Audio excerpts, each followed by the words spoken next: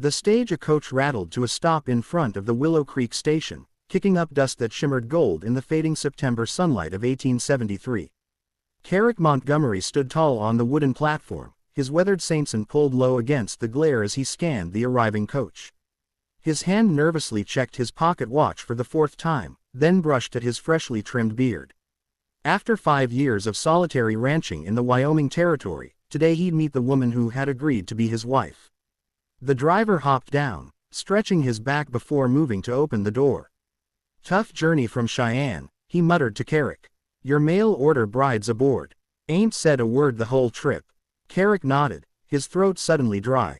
The correspondence with Miss Amelia Foster had been brief, but promising, a 22-year-old schoolteacher from Boston seeking a fresh start out west. Her letters had been well written, thoughtful, suggesting a sensible woman who understood what marrying a rancher might entail. The coach door swung open. A small gloved hand appeared, followed by the hem of a dusty blue traveling dress. The woman who emerged stood frozen for a moment, her face obscured by a modest bonnet. When she finally looked up, Carrick's practiced greeting died in his throat. Her face was stray with tears, her blue eyes red, rimmed, and swollen. She clutched a small vise to her chest like a shield, her shoulders trembling visibly even beneath her heavy traveling cloak. "Miss Foster." Carrick stepped forward, removing his hat. She nodded once, her lips pressed together as though fighting to maintain composure. "I'm Carrick Montgomery." He offered his hand, which she took with obvious reluctance. "Welcome to Willow Creek." Fresh tears spilled down her cheeks. She quickly wiped them away with a handkerchief already damp from previous use. "I apologize, Mr. from Montgomery," she whispered, her voice breaking. "This is not how I intended our first meeting to be." Around them, the station bustled with activity as passengers disembarked and luggage was unloaded. A few curious onlookers had paused to watch the awkward scene unfold. Carrick guided her gently away from prying eyes toward the small bench at the end of the platform. Once seated, he reached into his pocket and offered her a clean handkerchief. "You don't have to pretend with me," he said quietly. "Whatever's troubling you, Miss Foster. I reckon you've had a long journey to think on it. No need to force a smile on my account." Her eyes widened slightly, and she accepted his handkerchief with a trembling hand. "You're very kind, sir. I fear I may have made a terrible mistake." Carrick felt his stomach tighten. He'd heard tales of mail-order brides taking one look at their prospective husbands and fleeing on the next eastbound coach. He wasn't a vain man, but he knew his appearance was decent enough, tall and broad-shouldered at 31, with a face that, while weathered by sun and wind, his mother had always called handsome. "Is it me?" he asked directly. "If I'm not what you expected." "No," she interrupted, looking genuinely surprised. "No, Mr. Montgomery, it's not you. It's." She glanced around nervously.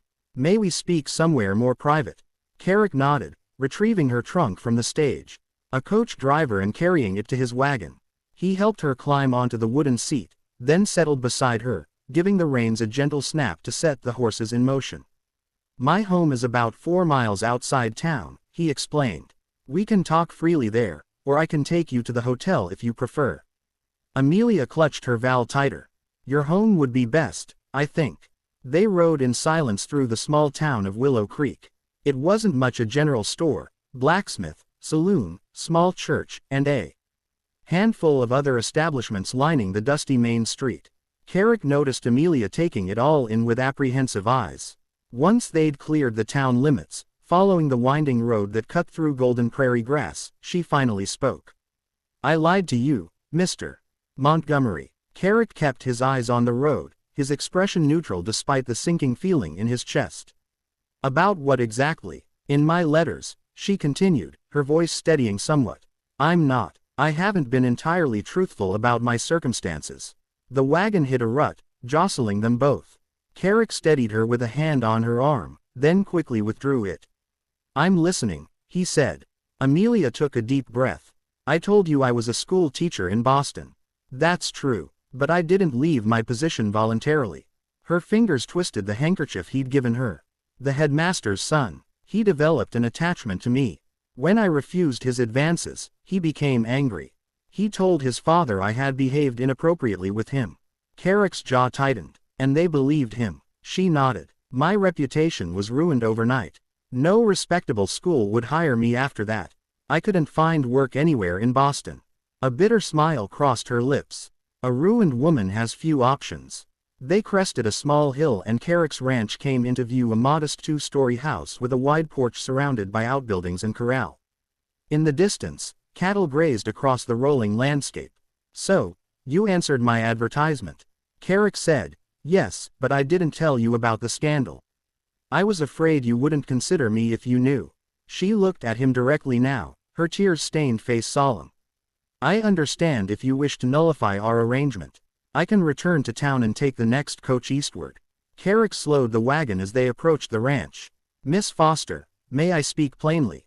She nodded. "I'm not much for games or pretense. Out here, a person's judged by their actions more than rumors. What matters to me is whether you were truthful about wanting a real partnership, about being willing to work alongside me to build something worthwhile." He gestured toward the ranch. "This land is my life's work. It's not much compared to Boston society, but it's mine. I advertised for a wife because I'm tired of facing it alone." The wagon rolled to a stop in front of the house. In the yard, a dog barked excitedly, rushing to greet them. "That's Rusty," Carrick said, a hint of affection warming his voice. "He's friendly, just enthusiastic." Amelia watched the dog circle the wagon, her expression softening slightly. "Mr. Montgomery," she said, turning back to him. "I may have omitted parts of my past, but I was honest about wanting a fresh start and being willing to work hard. I've never shied away from difficulty." She straightened her shoulders. "If you're still willing to honor our agreement, I promise you won't find me wanting in dedication or effort." Carrick studied her for a long moment. Behind the tear-stained face and fear, he saw determination in the set of her jaw, the steadiness returning to her eyes. "Let's get you settled," he said finally, climbing down from the wagon. "You've had a long journey. We can discuss the future after you've rested." He helped her down, noticing how small her hand felt in his, how light she was as he lifted her to the ground. Rusty bounded up and Amelia tentatively extended her hand for the dog to sniff. "Hello, Rusty," she murmured. The dog wagged his tail, seemingly approving of the newcomer. Carrick carried her trunk to the house, pushing open the front door. "It's not fancy," he warned, suddenly seeing his home through a stranger's eyes. The sturdy but plain furniture, the practical layout. He'd spent the past week cleaning until every surface shone, but it was still unmistakably a bachelor's dwelling. Amelia stepped inside, removing her bonnet. For the first time, Carrick saw her properly honey blonde hair pinned in a practical style, features delicate but not fragile, with those striking blue eyes that, despite the redness from crying, held an intelligence that matched her letters. "It's lovely," she said quietly, her gaze taking in the large stone fireplace, the bookshelves filled with volumes, the windows that let in the late afternoon light. "Did you build it yourself?" "Most of it," Carrick acknowledged. "Had help with the framework and chimney." He gestured toward the stairs.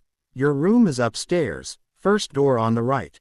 I've prepared it for you, but if there's anything you need changed, just say so." She glanced at him questioningly.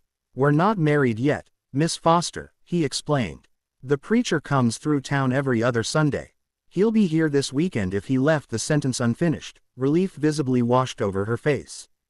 "Thank you, Mr. Montgomery. That's most considerate." Carrick carried her trunk upstairs, setting it in the bedroom he'd spent weeks preparing.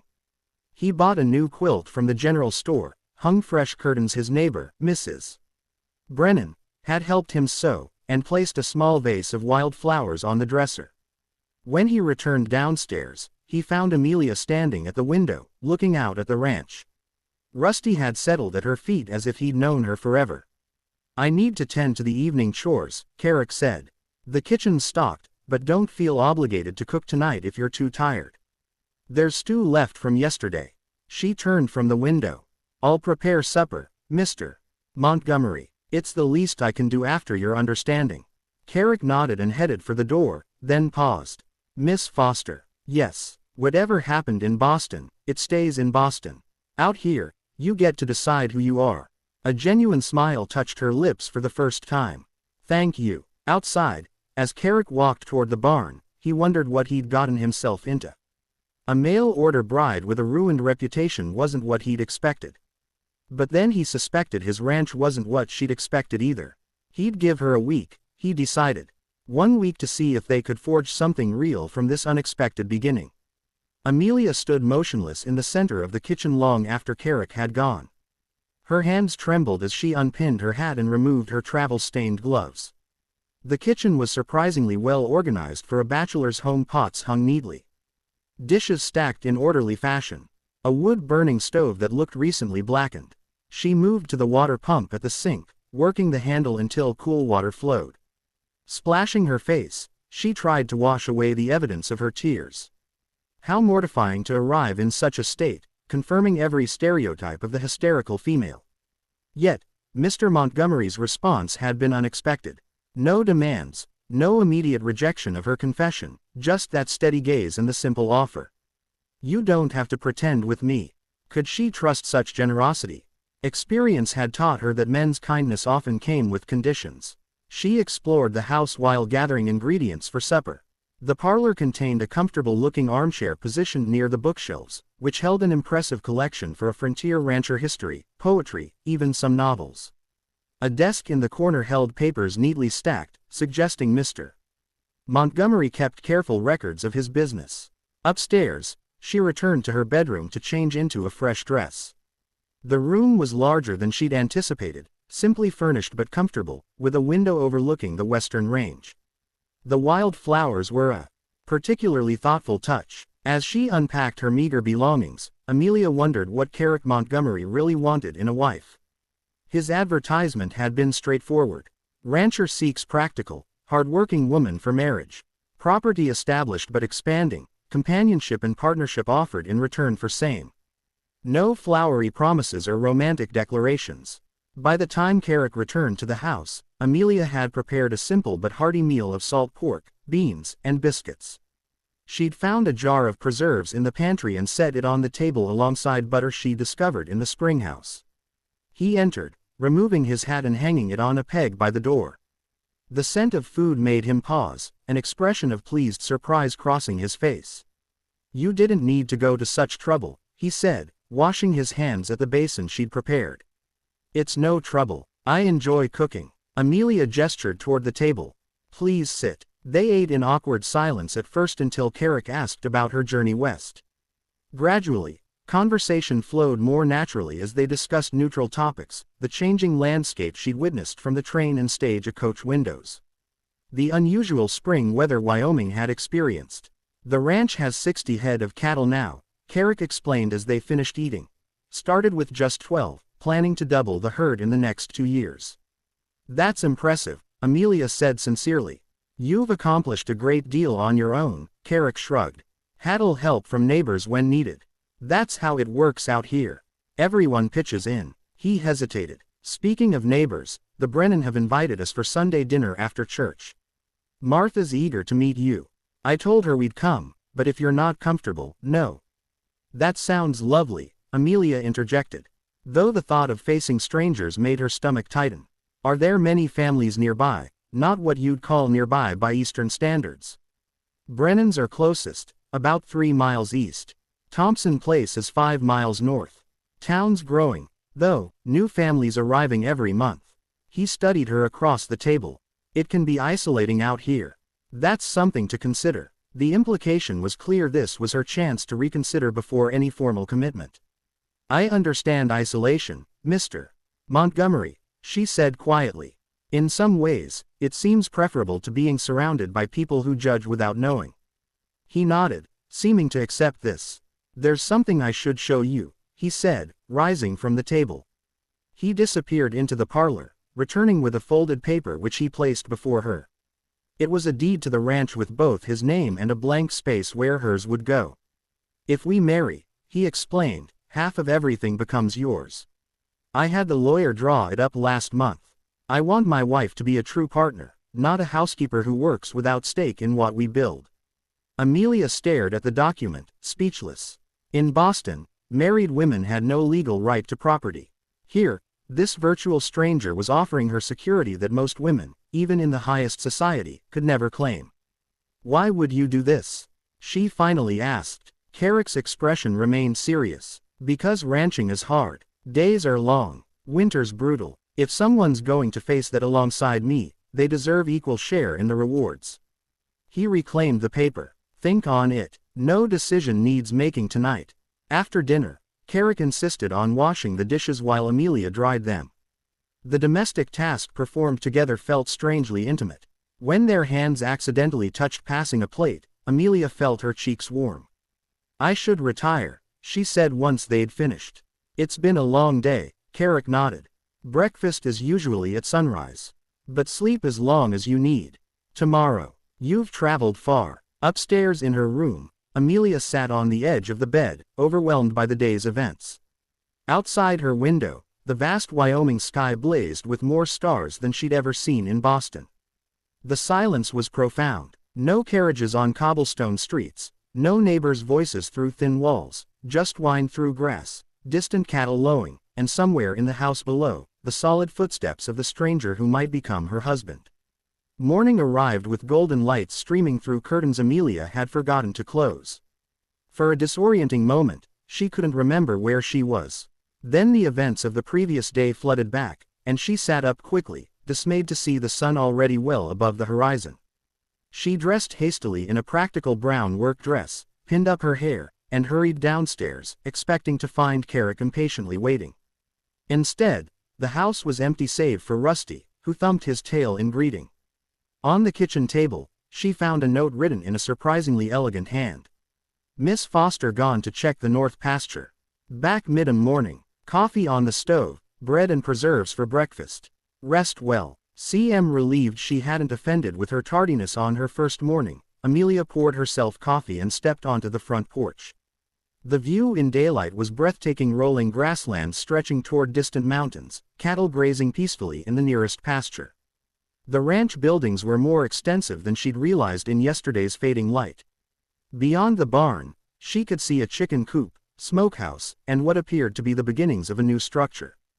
Finishing her coffee, Amelia decided to make herself useful. She returned inside and took inventory of the kitchen, making a list of supplies they might need from town. Then she rolled up her sleeves and began a thorough cleaning of the already tidy house. By mid-morning she'd swept every floor, dusted every surface, and was kneading dough for fresh bread when she heard a horse approaching. Through the window, she watched Carrick dismount, a fluid, graceful movement that spoke of years in the saddle. He removed his hat and wiped his brow before leading the horse to the barn. Amelia quickly checked her appearance in the small mirror by the door, smoothing loose strands of hair and brushing flour from her cheek. She wasn't entirely sure why she cared what she looked like after a morning of housework. When Carrick entered, the scent of fresh baking filled the house. His eyes widened slightly at the transformation. Gleaming surfaces, organized shelves, dough rising by the stove. You've been busy, he said, hanging his hat on its peg. I hope you don't mind, Amelia replied. I want it to be useful, mind. It looks better than it has since. He trailed off, then finished quietly, since my mother visited 3 years ago. Something in his voice made Amelia pause. Are your parents still in the East? Carrick shook his head. They passed on, father just after the war, mother in 70. I'm sorry, she said sincerely.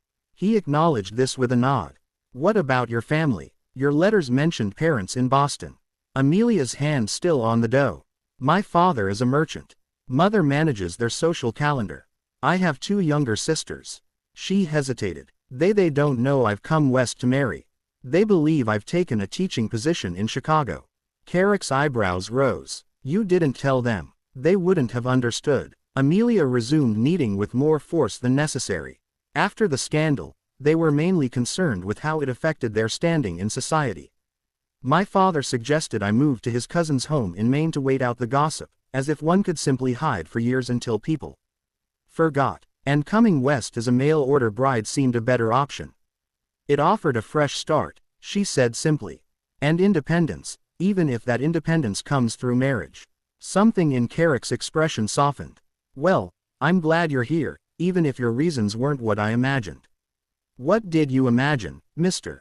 Montgomery? The question slipped out before she could reconsider. He leaned against the doorframe, considering. Honestly, I figured you might be running from poverty, or perhaps seeking adventure, or maybe just practical enough to recognize that a business arrangement between compatible people might grow into something worthwhile. And now, knowing what you know about me, now I think you're braver than most men I've known, he said quietly. Takes courage to leave everything familiar behind, especially alone. The simple compliment delivered without flattery warmed something in Amelia's chest. She looked away suddenly flustered. I should finish this bread, she murmured. And I should show you around the ranch, Carrick replied. When you're ready. That is, a woman should know what she's potentially agreeing to. An hour later, they walked together across the property. Rusty bounding ahead through the tall grass. Carrick pointed out the boundaries of his land, explained his plans for expansion, showed her the spring that provided their water. Creek never runs dry, even in drought years, he explained. That's why this land was worth the risk. How long have you been here? Amelia asked, trying to keep pace with his long strides. 5 years. Came west after the war with what savings I had. Worked on other ranches until I could afford this place.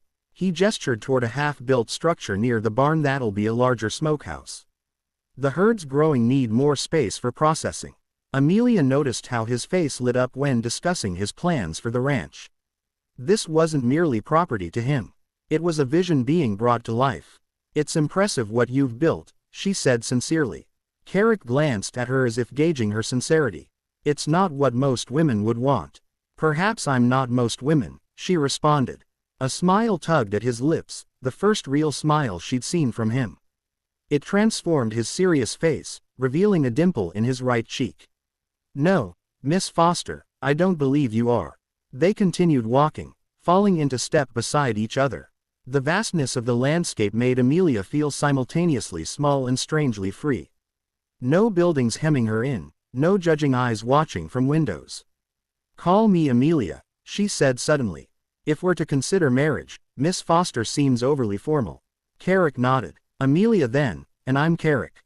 At the corral, he introduced her to the horses, his own chestnut gelding named Buck, a dappled mare called Penny, and a gentle palomino. This one's yours if you decide to stay, he said as the palomino nudged Amelia's shoulder. Her name's Daisy. She's even-tempered. Good for someone who hasn't ridden much. Amelia stroked the horse's velvety nose. What makes you think I haven't ridden much? Carrick looked surprised. Have you? My grandfather owned a farm outside Boston. I spent summers there as a child. I may not be a cowgirl, but I can stay on a horse. She smiled, remembering. Grandfather said I had a natural seat. For a moment, Carrick simply stared at her, something unreadable in his expression. Then he laughed, a rich, warm sound that Amelia immediately wanted to hear again. I stand corrected, he said. Seems there's more to you than meets the eye, Amelia Foster. I could say the same about you, Carrick Montgomery. Their eyes met, and something shifted between them, a moment of genuine connection that surprised them both. Carrick cleared his throat and looked away. First, we should head back, he said. Storms brewing western sky. Sure enough, dark clouds were gathering on the horizon. By the time they reached the house, the wind had picked up, carrying the scent of rain. They spent the afternoon indoors as the storm rolled through.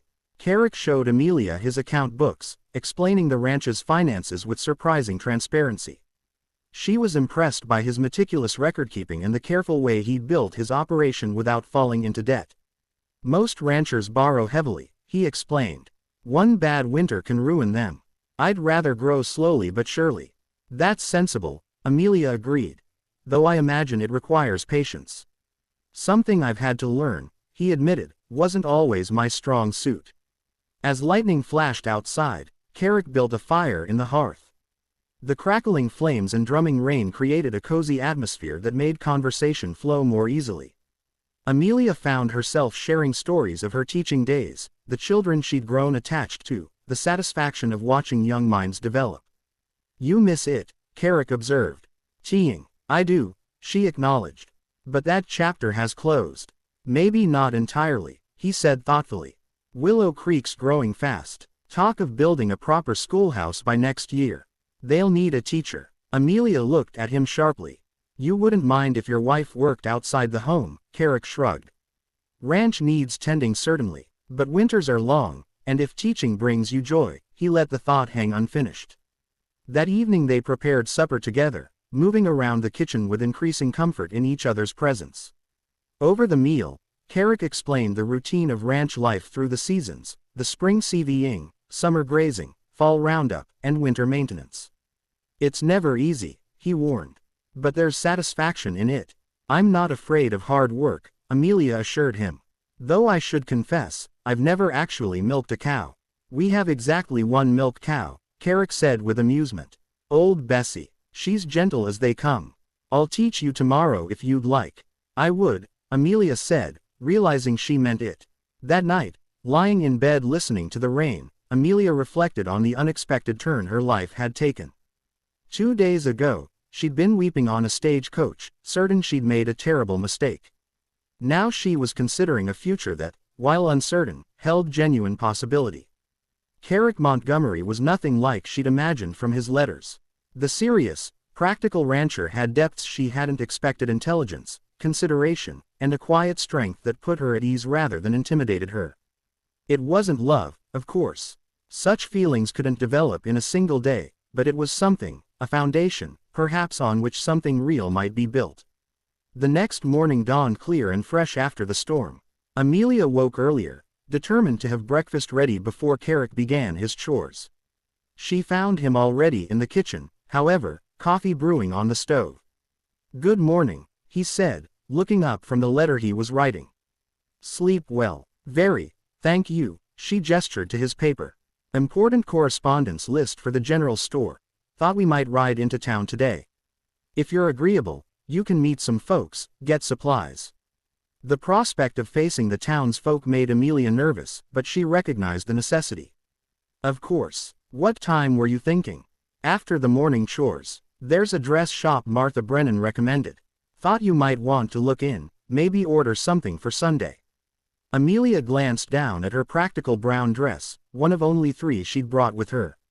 None were particularly suitable for a church wedding. "That's thoughtful of you," she said. Carrick folded the list and tucked it into his pocket. "Also thought we might discuss the wedding. Preacher Jenkins will be here Sunday if you've decided." He left the sentence unfinished, his expression carefully neutral. Amelia took a deep breath. "I'd like to proceed as planned if you're still willing." Relief flashed across Carrick's face, quickly masked. "I am. Then Sunday it is," she said, surprised by her own certainty. After breakfast, Carrick made good on his promise to teach Amelia to milk Bessie. They walked to the small barn together, where the placid brown cow greeted them with a soft moo. "She's friendly," Carrick assured Amelia, patting the animal's side. "Just approach her calmly." He demonstrated the technique, then guided Amelia's hands, showing her how to grasp and pull in the proper rhythm. His callous hands were gentle over hers, his voice patient as he explained. The unexpected intimacy of the moment, his chest nearly against her back, his breath warm near her ear, made Amelia acutely aware of him as a man, not just a potential husband. "You're a natural," he said approvingly as milk streamed into the pail. "I had a good teacher," she replied, glancing over her shoulder to find his face closer than expected. Their eyes met, and Carrick held her gaze a moment longer than necessary before stepping back. "I'll saddle the horses," he said, his voice slightly gruff. "We should reach town before midday." The ride to Willow Creek took just under an hour. Amelia was grateful for the opportunity to prove her horsemanship, and Carrick seemed impressed by her comfortable seat and easy handling of Daisy. "You didn't exaggerate your riding abilities," he commented as they approached the town. "I rarely exaggerate anything," Amelia replied. "Though I'll admit it's been years since I've ridden regularly." "You'll have plenty of opportunity now," Carrick said. "Can't manage a ranch without horseback." Willow Creek looked more welcoming in daylight than it had upon Amelia's tearful arrival. The main street boasted several new buildings alongside the original establishments, suggesting a town on the rise. People nodded greetings to Carrick as they rode past, curious eyes taking in Amelia's presence. They tied their horses outside the general store, and Carrick offered his arm as they entered. The proprietor, a balding man with spectacles, looked up from his ledger. "Montgomery heard your bride arrived." His gaze shifted to Amelia. "Madam, welcome to Willow Creek." "Thank you, Mr. Wilson." "Albert Wilson." He extended his hand, which Amelia shook. My wife's been beside herself with curiosity. New faces are always welcome, especially ladies. Town's got far too many single men for comfort. Carrick handed over his list. Need these items, Al and Miss Foster will be selecting some fabric and notions. Of course, of course. Wilson gestured toward the back of the store. Fabric section's just been expanded.